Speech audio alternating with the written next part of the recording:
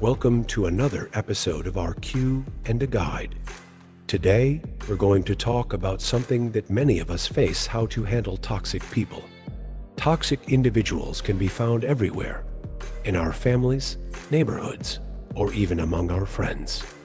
Dealing with these people is inevitable, but it's essential that we do so without hurting ourselves or others.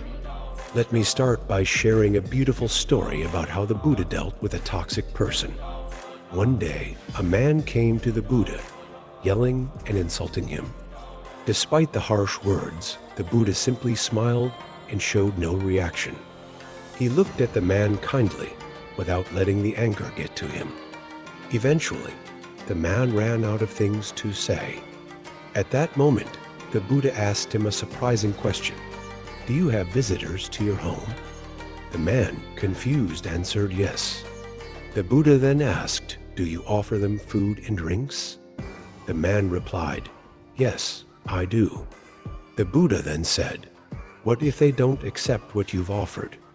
Who does the food and drink belong to?" The man answered, "Well, it would belong to me. I'd eat it myself." The Buddha, with a gentle smile, responded, "Exactly. You've offered me harsh words and anger, but I haven't accepted them. So they remain yours." The man was amazed by this response. His anger dissipated, and he eventually became a follower of the Buddha. This story beautifully illustrates how the Buddha dealt with a toxic person with kindness and calmness. Now, imagine if we were in a similar situation. Our first instinct might be to respond with anger, trying to prove the other person wrong. But the Buddha teaches us that responding with anger only means we're sharing their negativity. Instead, we should approach such situations with a positive smile, showing that we won't be dragged down by their behavior. Remember, when someone is angry, it often means they're mentally weak at that moment. They might express their anger easily because they lack inner strength. To be the bigger person, we need to stay positive, smile, and remain motivated by virtues and morals.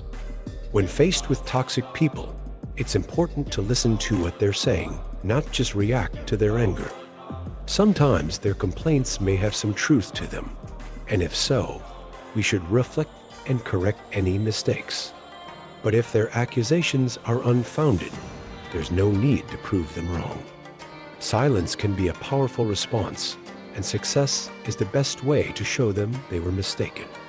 Developing the ability to handle toxic people starts with practicing loving kindness. If you love yourself, you won't want to make yourself angry. And if you love others, you won't want to hurt them with harsh words. Cultivate kindness, compassion, and humility.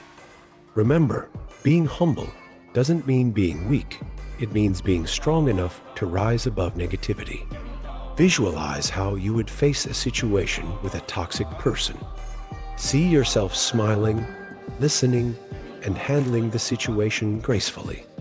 This mental practice will help you respond calmly when the real situation arises.